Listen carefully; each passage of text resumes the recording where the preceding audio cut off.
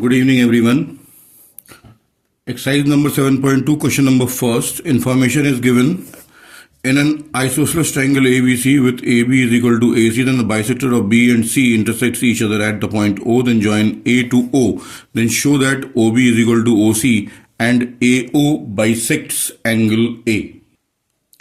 Come to the solution. First of all, we draw the diagram as per the situation. ABC is the triangle. The given, first we have to write down the given. क्या लिखेंगे हम लोग? इन triangle ABC में AB is equal to AC और OB line OC line angle B और C को bisect कर रही है, O से A को ज्वाइन किया गया है. ये इन्फॉर्मेशन हमारे पास गिवन है, ये इन्फॉर्मेशन हमने लिख ली. Then what we have to prove? We have to prove that OB is equal to OC. This one is the first question. OB is equal to OC. And the second is AO bisects angle A. Then come to the solution. We enter in triangle ABC in which AB is equal to AC. When AB is equal to AC, therefore we can say that angle number B is equal to angle number C. क्यों? एक triangle में अगर दो sides equal हैं तो उसके opposite angles भी equal होंगे.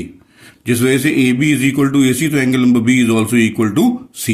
जब B और C आपस में इक्वल हैं तो अगर मैं B और C का आधा कर दूं, यानी B को भी 2 से डिवाइड कर दिया, C को भी 2 से डिवाइड कर दिया, तो B को जब 2 से डिवाइड किया तो आया OBC और जब C को डिवाइड किया तो आया OCB, जो मैंने ये लिखा. अब मैं एंटर हो गया इन ट्राइंगल नंबर OBC में. जब OBC में एंटर हुआ तो मैंने देखा OBC और OCB दोनों आपस में कैसे हैं? इक्वल, जो कि मैं अभी अभी प्रूव कर चुका हूं. तो अगर इस ट्राइंगल OBC में ये दोनों एंगल आपकी इक्वल हैं तो इसके सामने वाली साइड OC और इसके सामने वाली साइड OB ये आपकी हो गई इक्वल, और पहला क्वेश्चन आपका हो गया प्रूव्ड. ओके. सेकंड थिंग हमें क्या बोला गया था कि AO को ज्वाइन कर दो और प्रूव ये करो कि AO इस एंगल A को बाइसेक्ट कर रहा है. हमने क्या किया? हम एंटर हुए इन ट्राइंगल AOB और ट्राइंगल AOC में. ट्राइंगल AOB और AOC में इन दो ट्राइंगलों जब हम एंटर हुए तो पहली चीज हमें क्या मिलती है? AO is equal to AO, क्योंकि दोनों में ये कॉमन है. OB is equal to OC, क्योंकि ये हमने अभी अभी प्रूव किया है, और साथ में AB is equal to AC, क्योंकि ये चीज हमारे पास गिवन है. जिस वजह से साइड साइड साइड प्रॉपर्टी लिखकर हम दोनों ट्राइंगल को क्या कर सकते हैं? Congruent.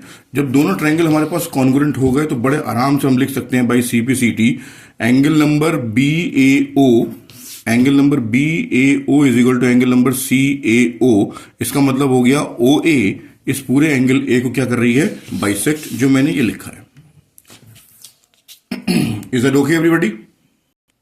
Now come to the question number second.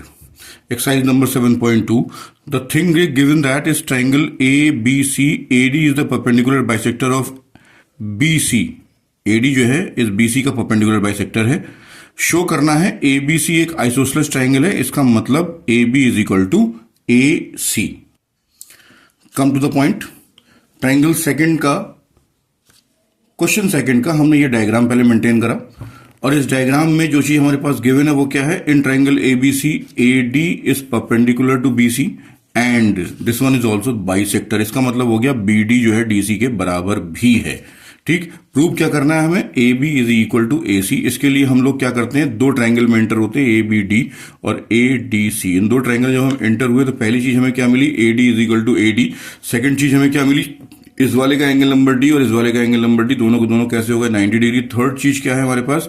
BD is equal to DC, क्योंकि ये हमारे पास गिवन है. इसका मतलब हमारे पास तीन चीजें मिल गई, साइड, फिर ये एंगल और ये side. That mean side, angle, side से एक ट्राइंगल ABD ADC के क्या हो गया? कॉन्ग्रुएंट.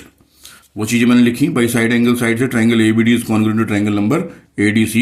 देयरफॉर बाई चाय पियो कप तोड़ो फिर से, यानी corresponding part of the congruent triangle is also congruent. इस ट्राइंगल की साइड नंबर AB और इस ट्राइंगल की साइड नंबर AC आपस में हो गई equal and question is solved. I think understand everybody.